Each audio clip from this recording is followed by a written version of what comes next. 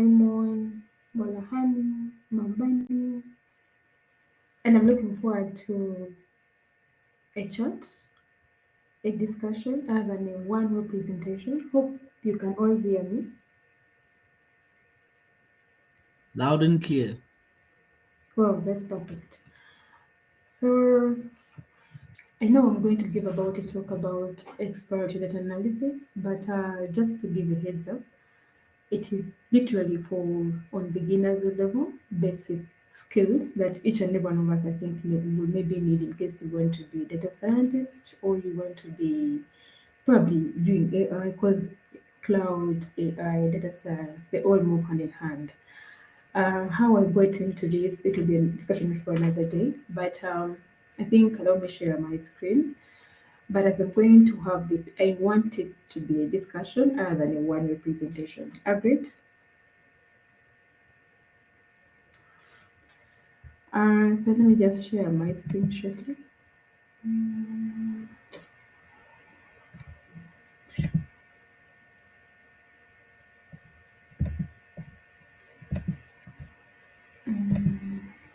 Can everybody see this? Can see it on my side. Okay.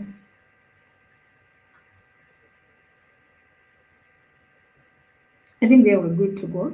So just to give a heads up, I'm called Janet Namutebi, and I'm the Women Tech Makers Lead Kampala, as well as the colleague for BDB Cloud Kampala. Like Lesego mentioned, here we happened to meet at the summit in Kenya, and yes, it was he really shared about the experience that GDG Soweto is, and I really picked interest to say maybe I can also give a little speech to share knowledge because I believe in knowledge sharing. That's how we grow our skills and we grow our knowledge to expand. Now, when someone asks you about exploratory data analysis, it may seem like a big word when you listen to it, but actually, it's just as simple as doing investigations on your data, trying to understand your data, trying to get insights out of it. For example, you've been given, let's say, a data for, let's say, cars, and maybe cars are made by different vendors, they have different specs. They have same applies to computers or any other data set that you can be dealing with. But someone will ask, how do I go about this data? How do I go ahead and maybe come building a model? Let's say that's the part of AI. A model that's going to be quite important in terms of prediction, in terms of data insights, right? So here I'm going to talk about just a few things that we can always look at. There, I normally call them the gettings, the kickstarters of how you go about that. Because as you do this, it helps you understand, explore your data. Then you know actually how to go about whatever you're trying to do. So how I define it, I normally call it EDA. I'm sure if most of you make such a kind of term, EDA, right? Yeah, so literally here I'm just doing investigations on the data with an intention of discovering the anomalies, the patterns. You've heard of the hypothesis about your data. Maybe you're trying to do those grade your you want to see how data maybe how per buying cars for over a given period of time. What is the hypothesis around there? What assumptions are people having about this kind of data? And generally, maybe how you what summary statistics do you have? When I talk about statistics, I mean the things of we normally underlook things like mean, average, standard deviation, what is the maximum value, what is the minimum value. All those will combined together, they help you understand how your data is and how you can easily go about it.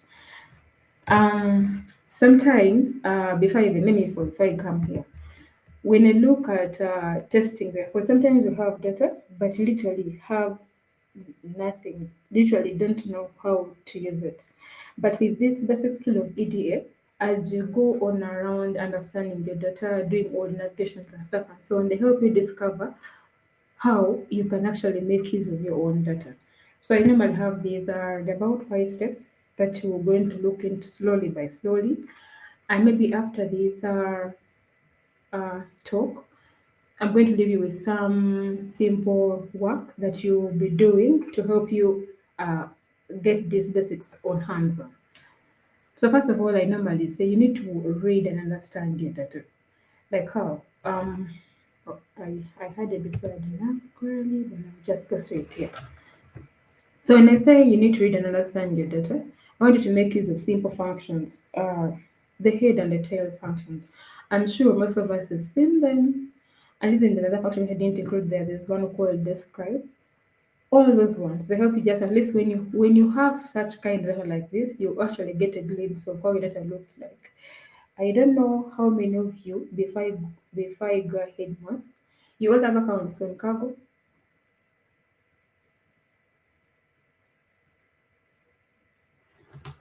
Let me type it here. Let's see if I just what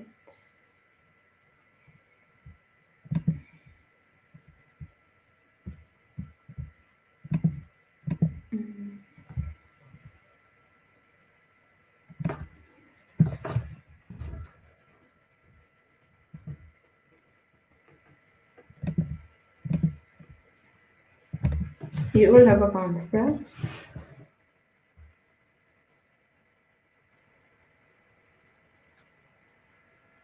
on Cargo, or you've tried to access at least one. Why I'm talking about this is that you may not have to go ahead and then deal with things of installing Jupyter, installing Python, installing all the things that help you get started.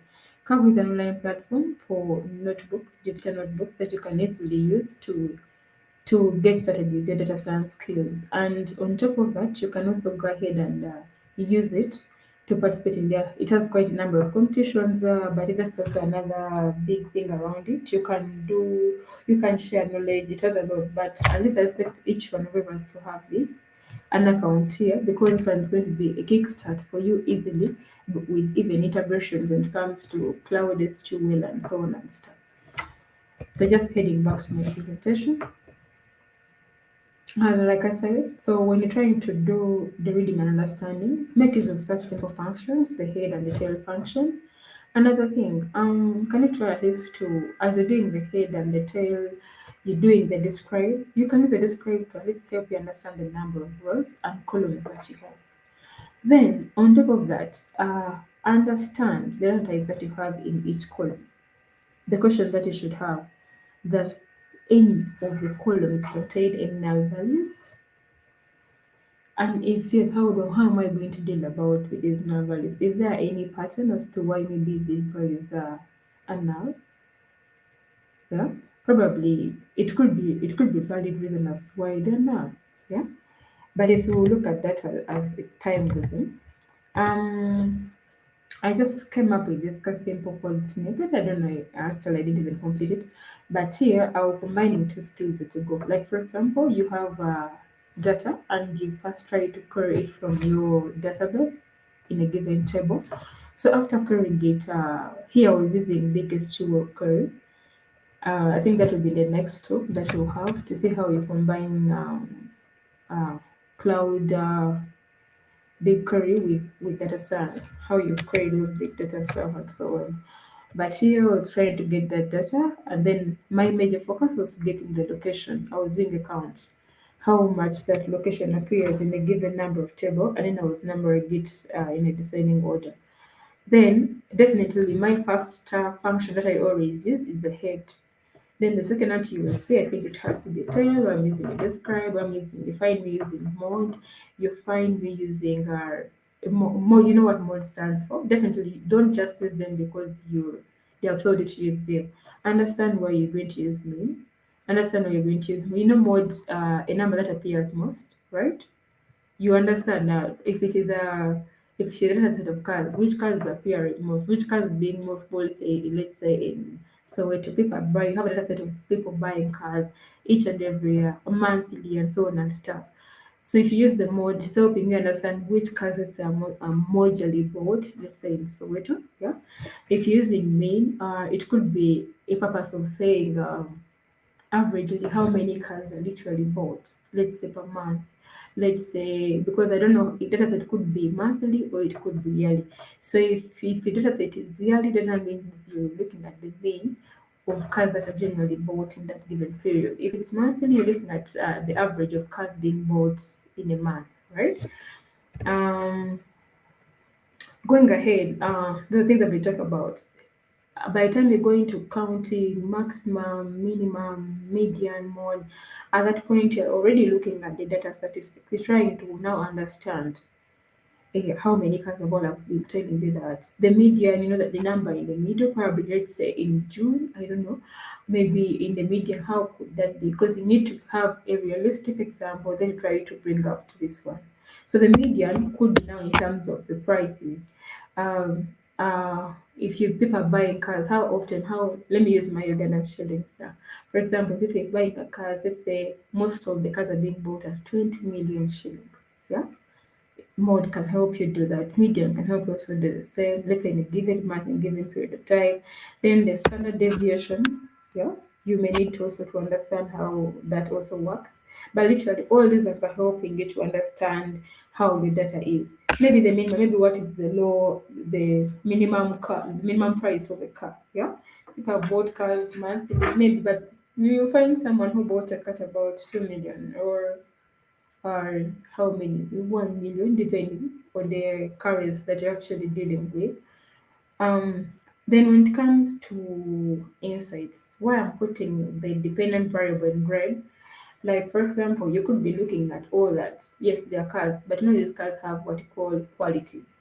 Maybe a quality could be, should I use quality? Should I use vendor? Because you could be having qualities. Definitely, I don't know what. I'm not a very good person at cars, but I like the data set.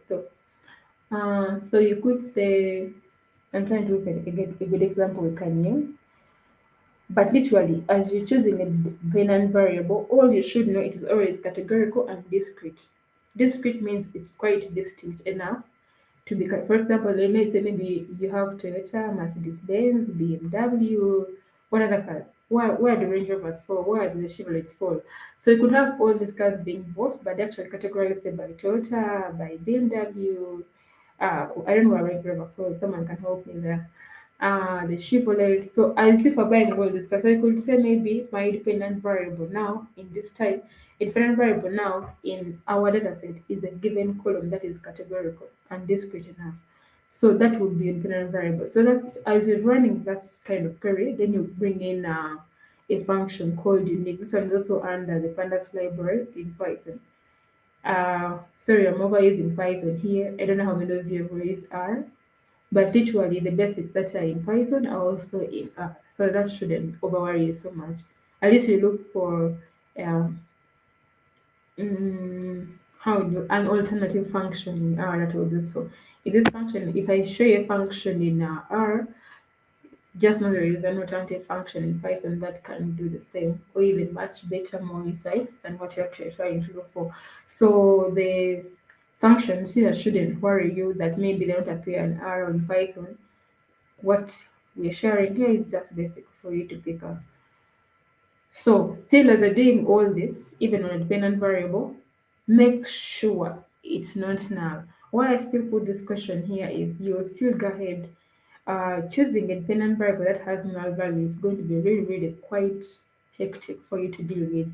I mean, if the null values, that means at least you have to create another category for the null sections, for the null values in a given column. Because at the end of the day, we don't expect a null value for a dependent variable. Mm, I think this is where I try to add on more code snippets. From the previous one, I told you there's a tail. The numbers inside there is a 5, there is a 20. It defines the number of rows that you want to see, depending on how big the letter is. Probably if it's, let's say, 1,000 records, 5 would be a very minimal number for you. You can do at least a 50 or a 20 to see how it goes. I describe more or less will also give you more statistics. Literally, will give you everything. It can combine both minimum count and stuff and so on, but depending on how you usually want to use it for, is always an important reason as to why you're applying a given function. Yeah. Mm, any questions around there? Am I too fast? No, no, you're moving okay. Please continue. Okay, that's fine. So the other part that I looked at, for example, just to do a recall, we've done the data reading. And now we've also done the statistics. We've tried now to understand how data is. Now at this point, you already know maybe in my data set for cars, the buyers of this car, maybe the popular car in Soweto, let's say it is Toyota. The max, maybe the average price of a given car, let's say it's of category Toyota, if it's BM, you already know maybe if it's Toyota, maybe it's 20M, maybe it's BMW, maybe you must have at least 25 million to get a good one. Maybe if it's a Chevrolet, you know, maybe this one you must have about 40 million, or I don't know, or how 100 million, because at this point, I expect you to know all that using the using the functions that you've applied before. Because all of us, the more you use them, the more you get to understand how your data is, the behavior of your data, and how it goes on. Now, at this point, you need now to get the relationship. Like, is it gradual? Yeah. Is it the what if it's dependent on we chose the car vendors? If it's dependent on Toyota cars, yeah. How gradually does it go? If you're choosing Toyota, how often do people buy these cars? Is the graph reducing gradually, increasing gradually? Is it on a steep slope? You've heard of those things of correlation. So even Python has the same function there. It's under pandas called COR, double R. It's a function that you normally apply to. But as I apply it there, you've already done all this and your data set is already it's already data frame, for example. It's no longer just a mere table from an Excel file. Yeah, you've already done all the data transformations and stuff to help you reach all these points. Um, Going back. I know I like the Seaborn library for visualization because okay, you've now done all the correlations and stuff. Now we need to see it because visualization at this point you now understand how your data is, you even understand the patterns in your data. But now, how would you show this to your line manager? How do you show this to your colleagues in your team? Maybe this is how we're progressing on this, that is how we're progressing on this. That's where visualization become very, very much important. And as I do the visualization, I still emphasize this bit of data types for each column because as I think the visualization is also very important as you keep on stating because ideally you can't visualize qualitative data. It has to be quantitative. What I mean by quantitative is numbers. Qualitative is normally information, word, or should I say just word? Okay, non-numeric data. So here it's also very important. However much your data is, let's say you've had Toyota, you've had what and had so on. Find ways of making it numerical. You've heard of where people, I'm sure you've all seen this, whereby they say, as you're doing your programming, you say Toyota, I'm giving it a zero, BMW, I'm going to give it a one, um, Mercedes Benz, I'm giving it, let's say, three. So that is also helping you because I think when it comes to visualization, you need all that. Ideally, we need numbers when it comes to visualization. So data mapping is very important all at this point when it comes to visualization. Remember, you're mapping what you've understood. You can't map what you haven't understood. Then as you're doing all this, I'll go back to this question at the end. Is the correlation strong, positive? The English here may be quite complex, but I'll go back to the questions that I said previously. Is it a gradual? Is it a steep slope? Those graphic words that you normally use just to help you understand. Maybe you can say the prices have literally dropped for all Toyotas. You can actually now get one at 1 million. But idea, let's say in the previous 2 years, it was hard to even get one for 5 million. That means that's a gradual slope. Steep slope. So that means the prices, maybe the car value is literally going down every month or every year, depending on how the period is. You've had a vertical time series. This is when you even include all those bits of vertical time series and stuff. Um, Before I do that, there's something I wanted to first show you here. I don't know if this is very important.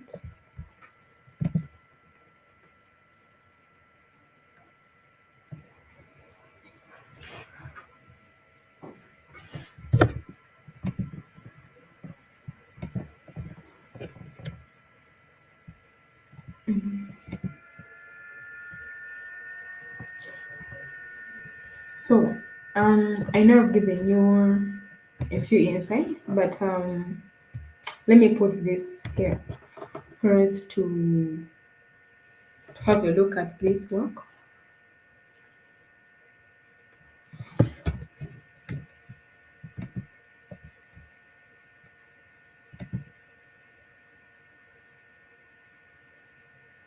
Can everybody access that link? Could you please? I share it again. Okay. No. What were you saying earlier? You need access to. No, I've sent you a link in the chat of which I would like each one and every of you to access. See. So just send us a document, right? Yeah.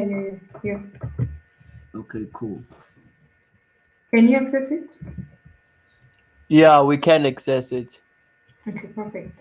So, as I whenever I give this talk, I literally leave some work behind for the participants to do some bit of practice on it.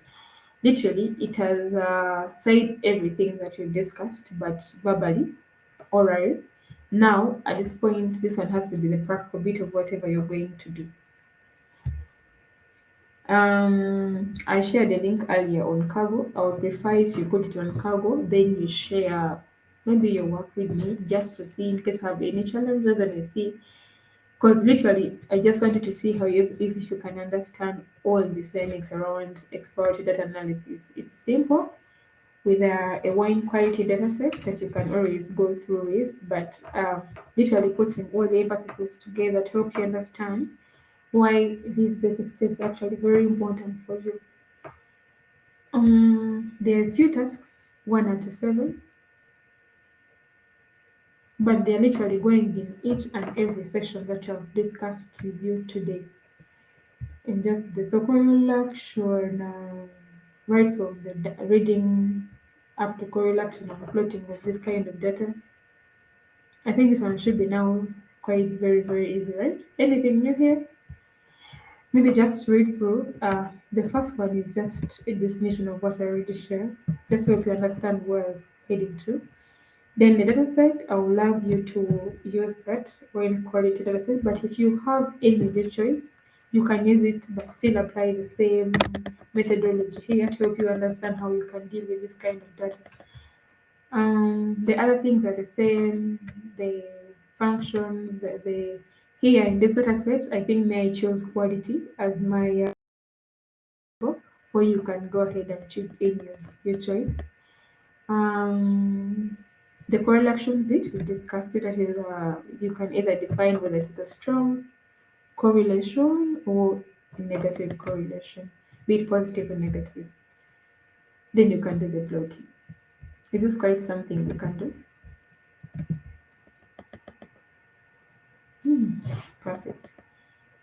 Is to me, is yes you can for the work or the previous thing of whether you can access?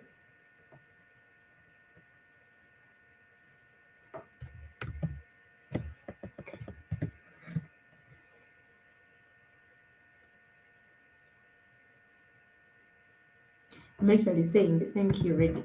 But before I go there, I just want questions from you. Because, like I said, this is just a matter of understanding how. I mean, that. Oh, okay. That's fine too. Yeah, can I just ask a quick question there? So I wanted to find out with the Seaborn library, Mm. how different is it exactly from the Matplot library, that is commonly used, and yeah, just the differences between the two.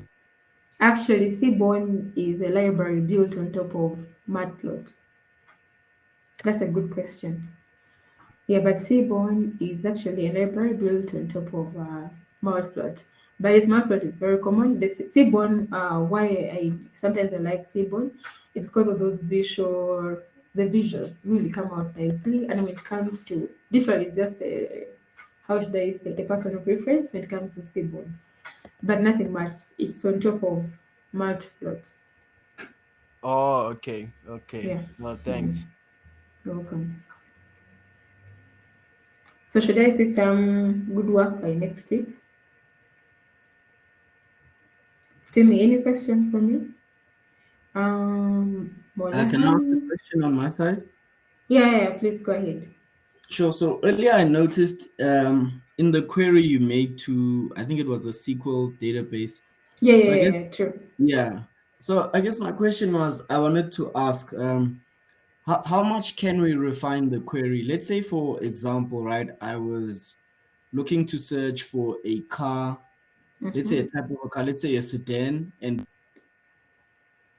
just to point out that would be a popular one in Soweto, and then to say Mm. that maybe under a certain price. If I were to do it like that, would I have to chain the different functions with those different variables in there to make that query more refined? Or is there a way to say that I can add all those attributes into a single function and then make that query? I would advise maybe you make the query, or sometimes you can just go. For example, you said you can first begin with the query that is going to fetch for you all those cards. The call is your site certain, so you can first you can go step by step. But then as you Mm. can refine that query, you so let me first go back to the query. Okay. There, you're saying that. Yes, sir. Now for your case, you're going to query that you're going to select that car category. Yeah. Okay. Instead of dealing with the count, Mary literally wanted to do with the count, so you deal her with the count. That means you're cancelling out all this part from count towards number, right? For you, you're sorry, I just clicked it. So for your case, you're going to just deal, let's say, with the car, and then you go ahead and maybe in the where clause, that's where you put your.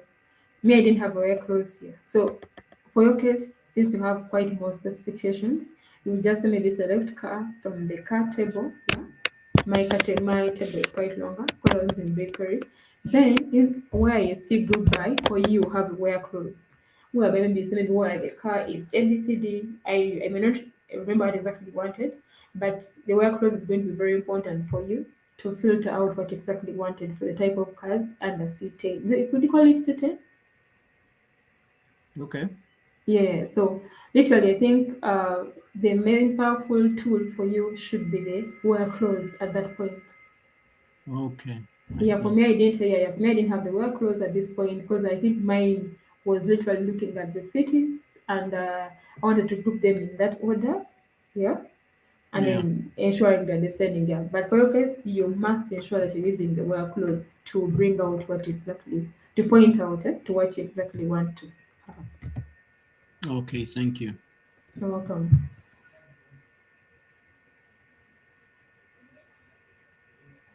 Mm, someone is very quiet. Molahai. Hopefully, I'm mentioning it right. Molahi, right? Is that how you mention it? Or it is the same? No, it's a different person. Yeah, it's Lisha Honolo. Same person. Okay. Then to me, are you good to go? Yeah, in the meantime, can I just ask quickly there? Apart from Hmm. Seaborn, what other libraries do you use or have you read about that seem interesting?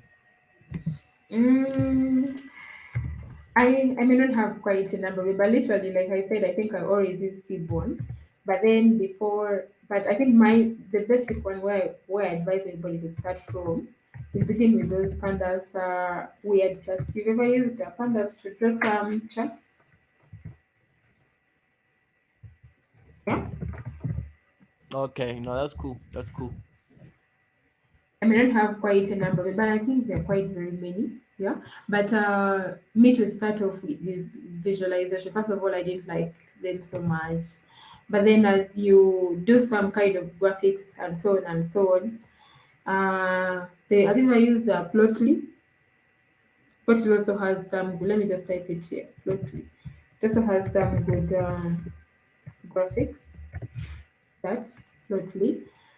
Then there is others are quite of. I think I've ever used Plotly and I've also used majorly three of them. Then the other one is majorly if you're drawing maps, you can use the Geo Plotly.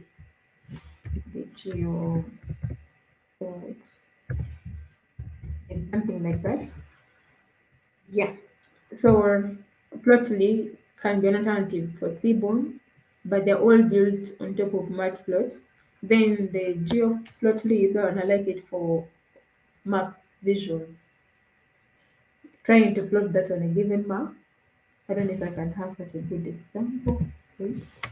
There's an example I had in R when I was using that kind of map.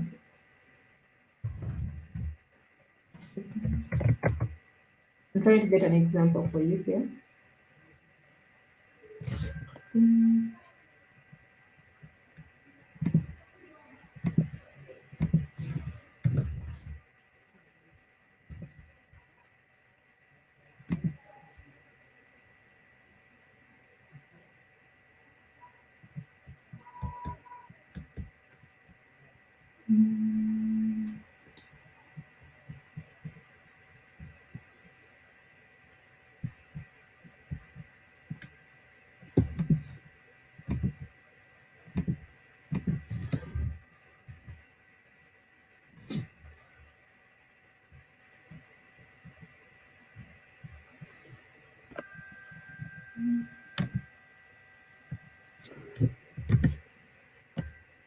Let me reshare my screen. There is a.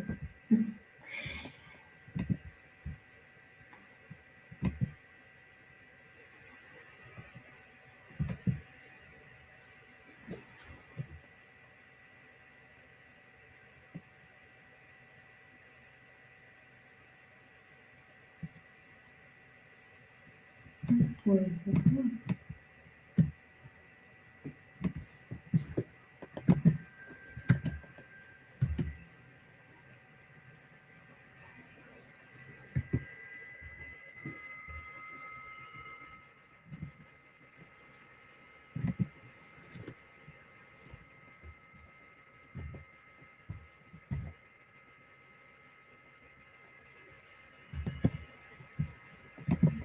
I was looking for my window. Okay, it's here.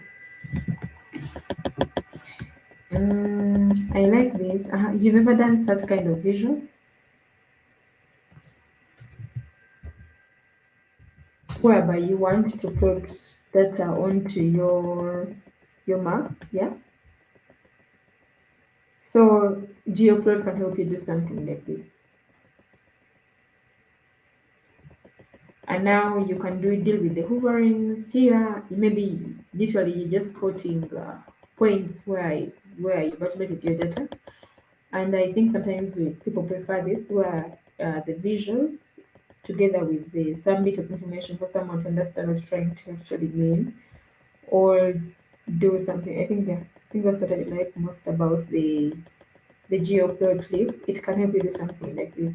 Are you seeing my screen?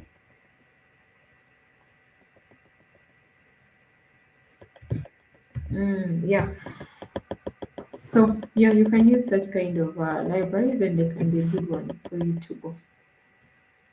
But in case of any questions or any help for that exploratory assignments, yeah, please reach out.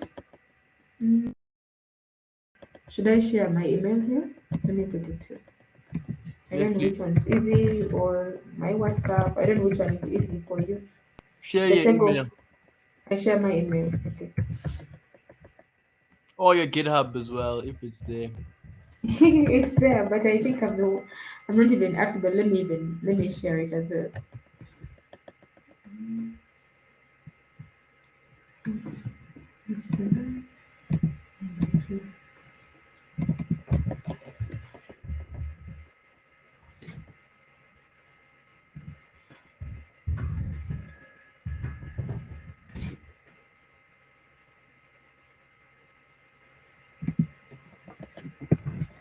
There are times where I have my work distributed on big buckets, my other work distributed on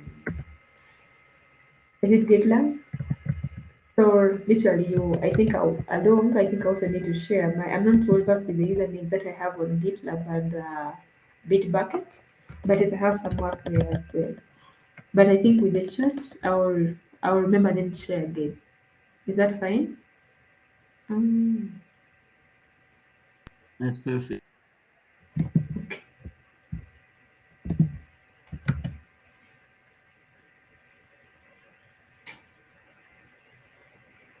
This one that I have very many windows, and then I keep forgetting which one I have. Okay, see.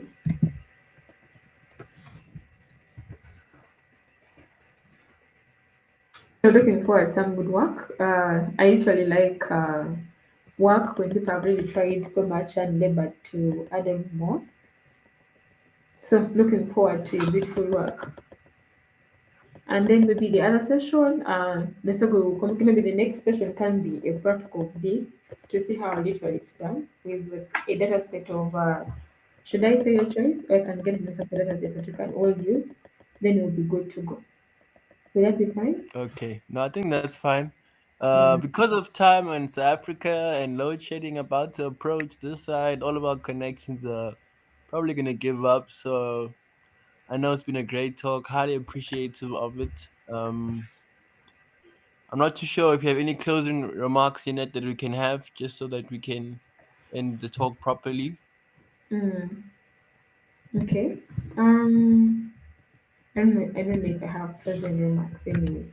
But what I would encourage each and every one of you in this call is take your passion, and I'm sure by the time you're all here, I I consider you as one of the people that would like to take at least a career in data science or try it out and see how it works out. Don't be rigid. Try to be open enough. Be open to new technologies as long as maybe they're falling in your path. You know, our field is full of learning every day, every now and then, full of certifications and so on and stuff. But what will keep you going is have an open mind, um, like sharing knowledge, be open to criticism because through that you're going to be always able to learn.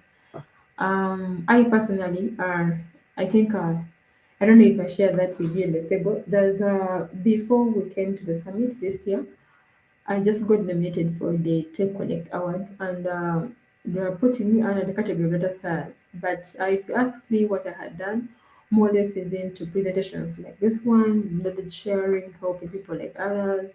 Because I happened to be part of the project for we wrote a second edition book for spatial analysis with R.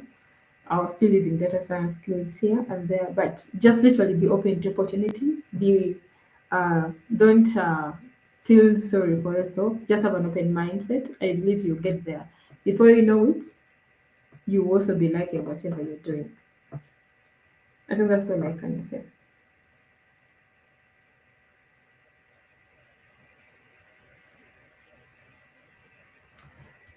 Were you hearing me? Yes, yes, we can hear you. Hmm. Yeah. So literally, that is the little advice I could always advise. Just be open to self, have an open mindset, and yes, everything will fall in place. So I say looking forward the next session. So let's say you communicate when we can have the next purpose session for this. Literally, it will be like a correction of what we've all been doing. To have a discussion to clear all the confusion each and every one of us will have developed while trying out that exercise that I shared earlier. Okay, no, I think we'll do that definitely in the new year in January. Yeah, true. Yeah, it has to be near because some of us are already going in holidays. Yeah, that's true. That's true. Okay, no, thanks, Janet, for the talk. It was a great talk about exploratory data. Learned a lot about the libraries as well. We'll be doing some research to see the docs, and Mm, also seeing the ones you sent like Plotly mm, and mm, GeoPlot library. mm. Um, and yeah, I'll also try to send this link to maybe our GitHub or something on our YouTube channel as well, so people can access it there. Yeah, Uh, yeah, true. and yeah, thank you again for joining us at GDG Soweto. I don't know if Simon has any closing remarks. Okay, no, it's Mm. been a wonderful talk. We learned a lot, like Lesego said. Yeah, no, it's been a wonderful talk. And, for the last time this year, I'd like to thank everyone who's joined us at GDG Soweto. And to a great new year to everyone, guys. Thanks again. Thank you so much. Happy Christmas and a Happy New Year.